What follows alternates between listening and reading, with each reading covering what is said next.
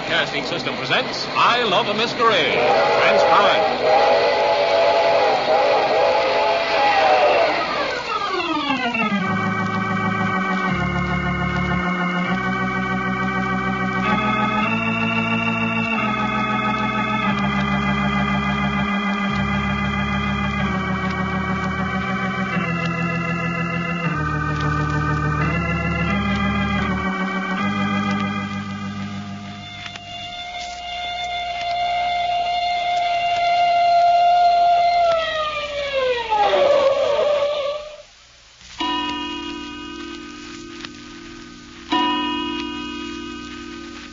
Reggie, keep changing those cold compresses on Job's head. I want to bring him around as quickly as possible. All right.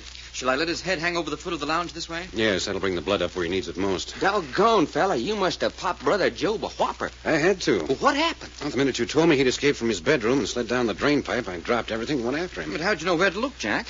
Where would you look for a thirsty man? The nearest bar. And he was there? Yes, just getting ready to go on to bigger and better things. And you said come on back, and he wouldn't come, so you floored him. Something like that. You sure all the girls are locked up in their bedrooms so there's no chance of them getting out? Yeah, and I don't mind saying they resent it. They'll just have to resent. Boy, the things Faye said would have skinned a mule. Living up to a reputation as the family vulgarian, huh? No fooling. Doggone, no, I hated to take that little old cherry girl back up to her room. She didn't want to go so bad. Why'd you insist on it? Because I want each girl locked up separately. Hope still unconscious? She's just sleeping now, I think. Seems like Grandma's keeping awful close to her room up on the third floor. She's all right. Jack, you say you want the three girls locked up separately. Why? I want to see what'll happen. You mean if the baby'll cry, then one of them gets the business? Yes. But ain't that dangerous? This time one of them might get killed. How? If they can't get out, how can anyone get into them? You got me, feller. But Cherry insists they can. It's just like her getting sliced on the shoulder out yonder in the hall when we was all standing right there. Did you have your eyes on Faye all the time? I say. Hey, you mean... I just asked if you had your eyes on Faye all the time. Well, no, of course not. But what would Faye want to go and slash her sister for? And more than that, Cherry said they did it. All right, they did it. But couldn't Faye be one of them? Job, I'd never thought of that. There's a woman in this someplace. Whoever tore her clothes and slashed her up in her room earlier this afternoon was a woman. You mean those fingernail scratches on her neck and shoulder? Yes, they were narrow and pointed. Faye's nails are like that. Most women's are these days.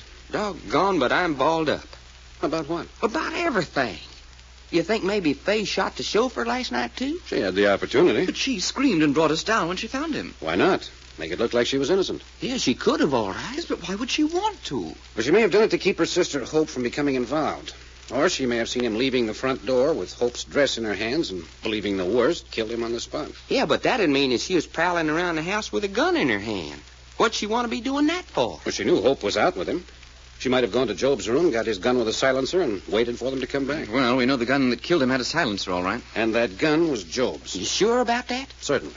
How many guns with silencers have you seen in your life? Oh, a couple or three. Which means that guns equipped for silence are about as scarce as hen's teeth. All right, I get your point. Well, if Faye is the one, you going to turn the information over to police? Not yet. I want to know for sure. I talked to the police, and they're sure the chauffeur was a gangster and that he was wiped out by rival gunmen. Let them work on that theory. We'll go on working on this angle. Then you think for sure what's going on is an inside job. Well, maybe not entirely, but there's someone working on the inside. Finger for the gang on the outside, huh? Something like that. And it's Faye? Well, certainly her skirts aren't any too clean. But why? What's it all about? You know as much as I do, Doc. They may be trying to frighten Grandma Martin into paying blackmail. She knows something about this she's not telling, that's certain. But that's silly. Why'd she bring us in here to clear up this mess and then hold out information on us? Afraid to tell us? Trying to protect someone? How do I know? Yeah. Jack, Job's conscious. What's that? Quite. Had his eyes open, closed them again when he saw me looking at him. All right, Job. Oh, what a head. Can you sit up? I don't know. Well, come on, try it. Oh. Say, what'd you hit me for? Because you wanted to argue about coming back, and I didn't have time to argue. Wasn't very friendly. I'm not here to be friendly. You sober? Yeah, I feel terrible. I'm not surprised. I always feel terrible when I'm sober. Like a fish out of water, huh? Look, be a good guy. There's a bottle of brandy in the buffet. Go get it, Reggie. Righto. Job, Well, there isn't a doubt in the world your gun killed the chauffeur. Now, where is it? it's gone. I know it's gone. Where to? I don't know. I looked in my bureau drawer for it. It wasn't there. Why do you keep a gun with a silencer? It was a birthday present from Fay. Hey, a birthday present from Fay. Yes. But why would she give you a present like that? I always thought it would be fun to have one, so she got it. Here you are, Jack. No, I'll just take the bottle. On the other hand, you get one drink. That's all. One drink. Maybe after you've talked a while, you can have another. Here. That better? A little. Job, did you approve of Hope running around with a family chauffeur? Hope is old enough to vote. Isn't it the fact that your grandmother fired the last 4 chauffeurs because they were too friendly with Hope? Sure. As the man of the family, what did you think of this? Grandma wears the pants in this family. You had no desire for revenge on them for dragging your sister down to their level? Look, we got a motto in this house. You mind your business and I'll mind mine. So you were willing to look the other way, no matter what happened to your sisters? Oh, let me alone, will you? Another thing. Cherry says you and Hope are in grave danger. Oh, she's always talking. But why did she link you and Hope together?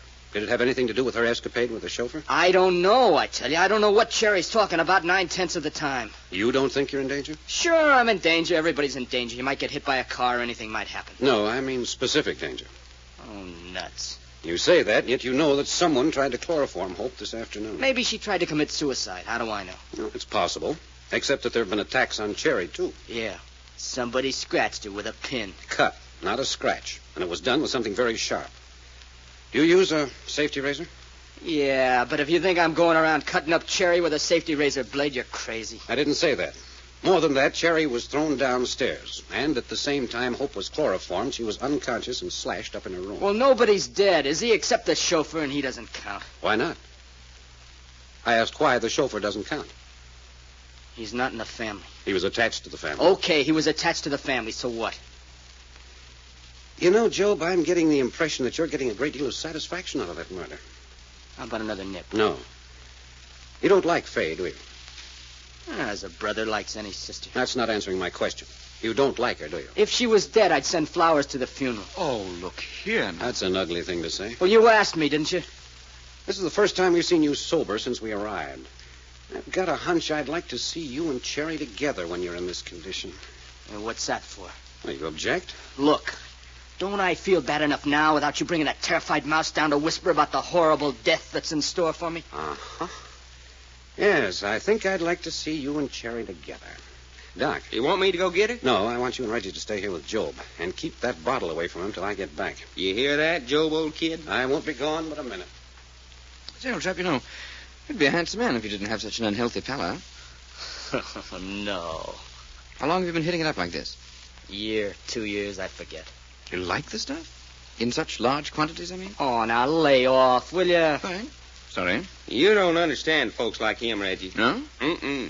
Folks like him is tickled to death with themselves. That's why they pour it in, because they like themselves so much they can't stand it. You're pretty smart, aren't you? They call him the good-natured drunk.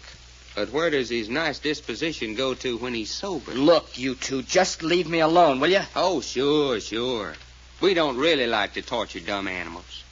Thanks for nothing. What's Packard want to bring Cherry down here for? He has his own reasons. Maybe he wants your little sister to see you when you ain't plastered. Because Cherry told us she loved you a lot. Yeah, I'll bet she did. Yes, she did. We both heard her. First time I knew Cherry had a sense of humor. She didn't say it like she thought it was funny. All right, stop it, will you? He's going to bring her down here. Why doesn't he do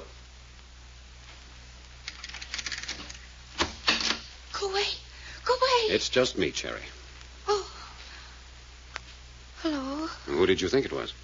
They were outside just a minute ago. What's that? Yes, they were. They tried the handle. I saw it moving.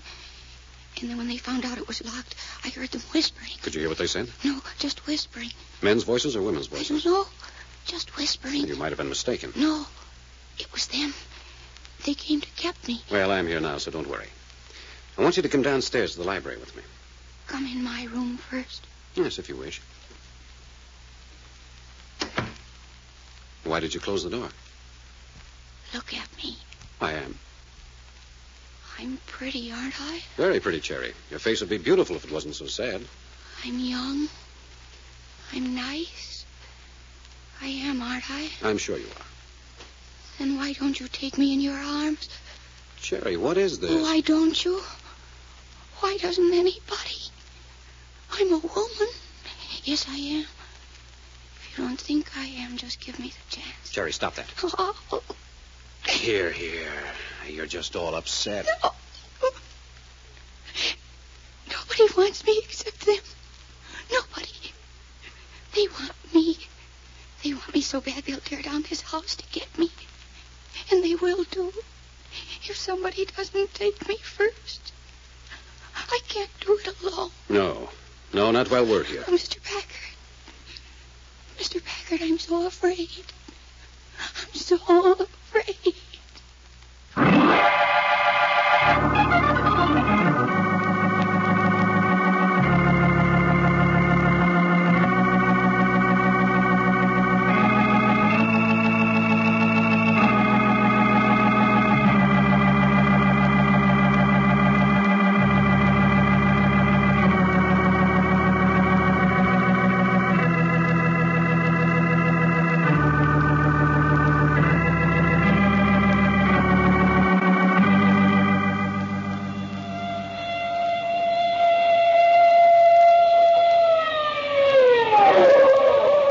The further transcribed adventures of Jack, Doc, and Reggie will come to you tomorrow at this same hour.